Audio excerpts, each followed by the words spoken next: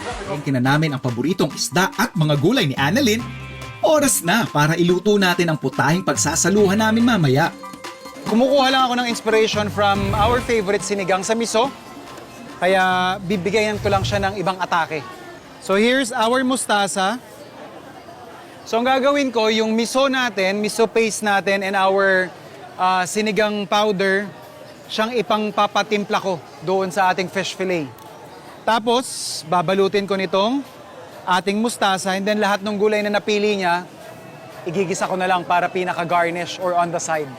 Pinipili ko lang yung mga malalaking dahon.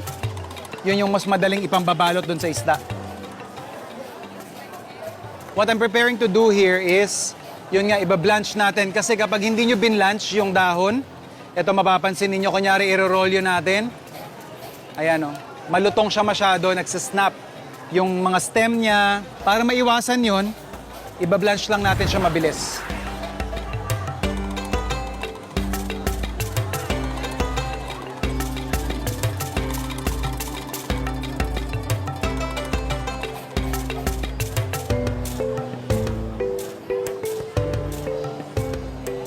We have here yung ating miso paste.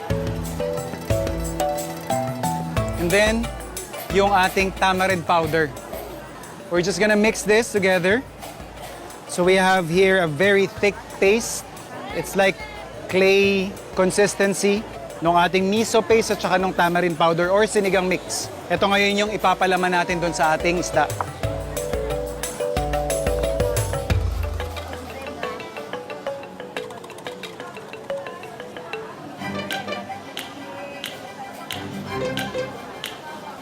Then some of the paste doon din sa labas.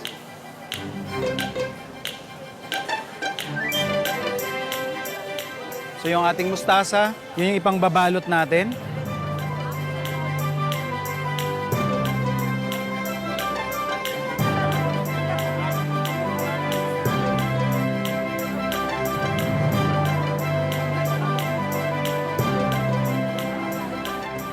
So we have here yung ating pampano fillet na napalamanan natin or na-season natin ng miso paste at saka ng sinigang powder.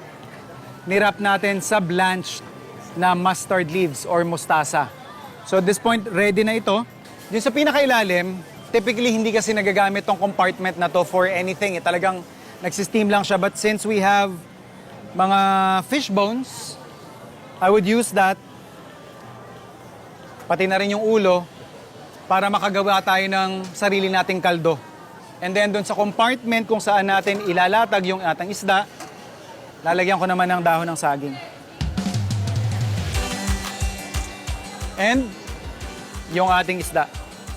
So we're just going to steam this for about 15 to 20 minutes. At habang niluluto natin to, sosotay naman natin yung ating pang-garnish. For our garnish, maghihiwa lang tayo ng okra, kamatis, sibuyas, red bell pepper, and siling labuyo.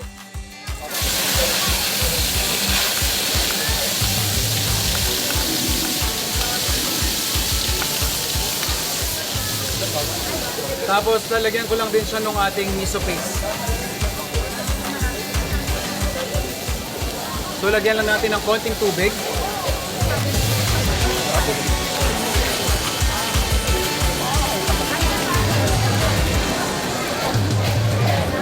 Yun yung masarap pagluto pag nasa gitna ka mismo ng palengke.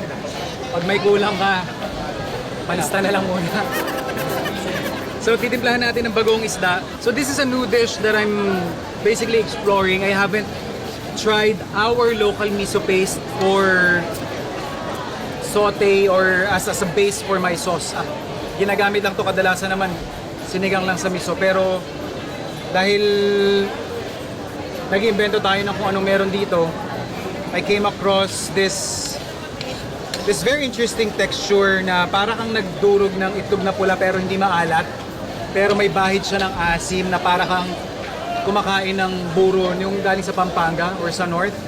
So yun yung nadi-discover ko. And sabi ko, unlike the Japanese and Korean miso, yung sa atin matabang. Kaya eto, nagpalista muna tayo ulit ng bagong isda.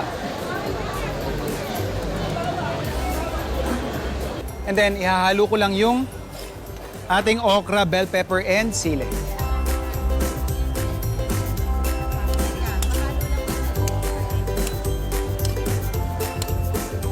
So maluluto na yung ating okra, hiwain lang natin yung talbos ng ating sili. Saka natin nilagay. Turn off the heat. Saktong-sakto, luto na rin yung ating inisim na pampano. Pwede tayo mag-serve.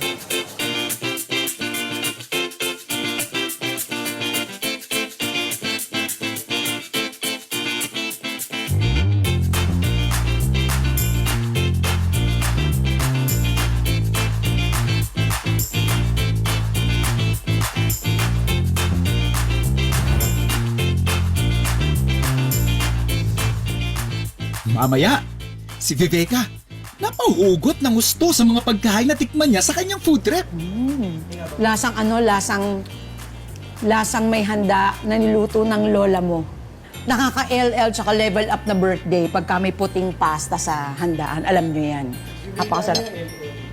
LL, luwag-luwag, nakakaluwag-luwag.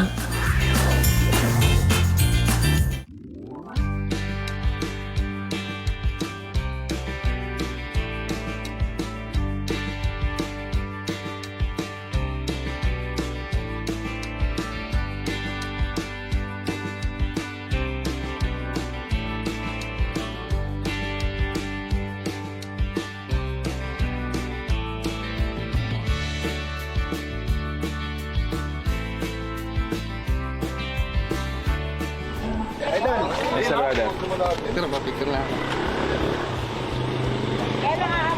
Thank you. Ano to mo, sir? Pagpaparte kami ng kapitbahay. Okay. Balikan mo, ha? Okay. Malaki-laki to, eh.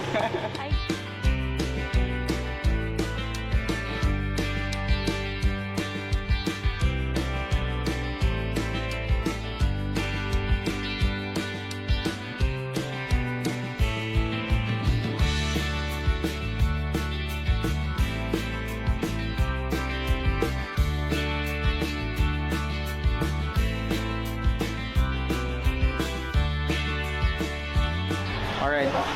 A blessed day, Food Explorers! Kasama ang ever-wonderful team ng Farm to Table family.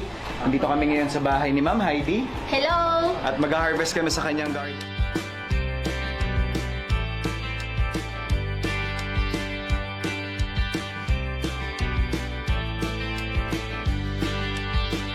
Ginagawa ko katulad niyan, sabi niya, ang tiyaga ninyo. Matanda na kayo, ilang taon na po kayo? Ako 70 na. Sana sabi niya makapagtanim pa ako, pero hindi ko na kaya. Sabi ko, kaya nga sabi ko po nag-gardening kasi exercise to. Bali, medyo nabuhay yung mga natutulog na ano mo, mga nerve. Kaya nagigising. Aking talbos ng kamote na laging may nanghihingi. Pero habang namimigay ako, dumadami naman yung dahon niya. Ayan po yung violet na talbos.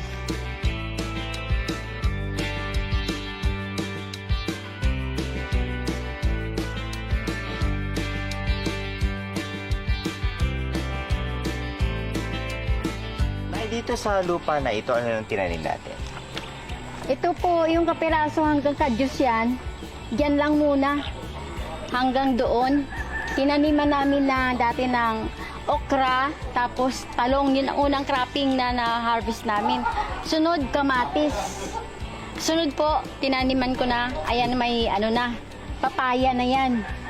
Tapos lalagyan ko na naman yan ng talong. Ayun, extension yun. Bagong extension, yan hinahawan ko na yan.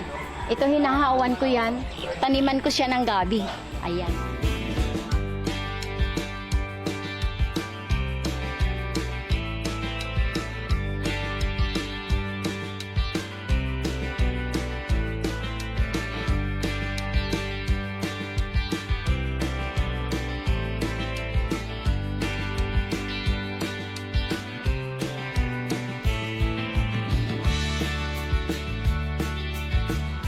We'll just let this rest and chill sa fridge for siguro at least 30 minutes hanggang tumigas siya kaunti.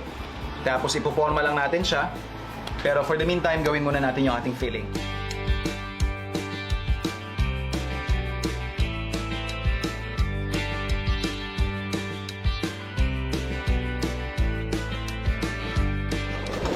₱6 lang kasi may kanina 5 Lima to eh. 6 na ngayon dahil may Dahil sa feta. feta cheese. Ano yung feta cheese? It's a kind of cheese that's white. Kesong puti lang talaga yun. Kesong puti lang talaga yun. Pinasosyal lang ni Bida. Gusto ko yung parang explanation, Michelle. Etong... Dahil as... Gumaganyan-ganyan ka lalabas yan. Yung commercial shop. Mainit eh. Kaya po.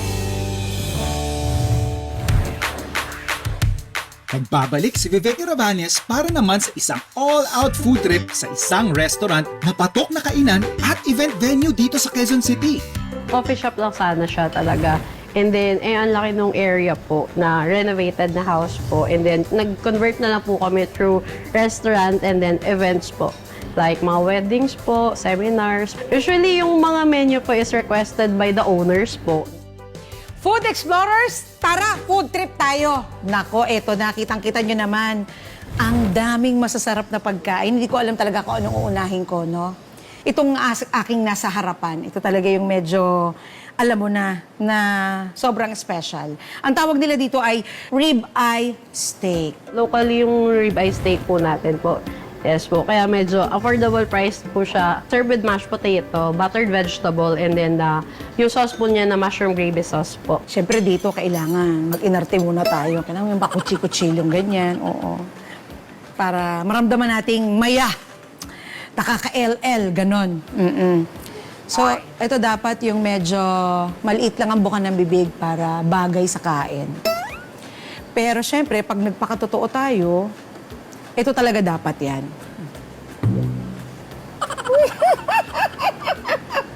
Napakasarap po, ladies and gentlemen. Perfect. Nakita nyo naman, no? Ayan. Ito ang tinatawag na seafood chowder. Lasang may handa na niluto ng lola mo. One of the mommy dearest na cast, magkakagusto dito, si Mel. Mel Martinez, para sa'yo to. Mahilig ka sa mga maiinit, di ba? Yung truffle pasta po natin usually, regular truffle pasta lang po na garlic based po and cream and then the truffle sauce po and then Parmesan cheese po and then with homemade na focaccia bread. So far, ang sarap ng pagkain nyo, ha? Truffle pasta. So, syempre, may cheese din siya sa ibabaw. Tapos, kung hindi ako nagkakamali, ano ba itong mga dried leaves na to? Okay. Akala nyo wala akong kasama, di ba? Narinig nyo yun, ang dami sumagot. Sorry po, sa amin po kasi, nagkukutsara po ako pag may pasta. Huwag tayong dapat sa totoong buhay tayo, ha? Oo.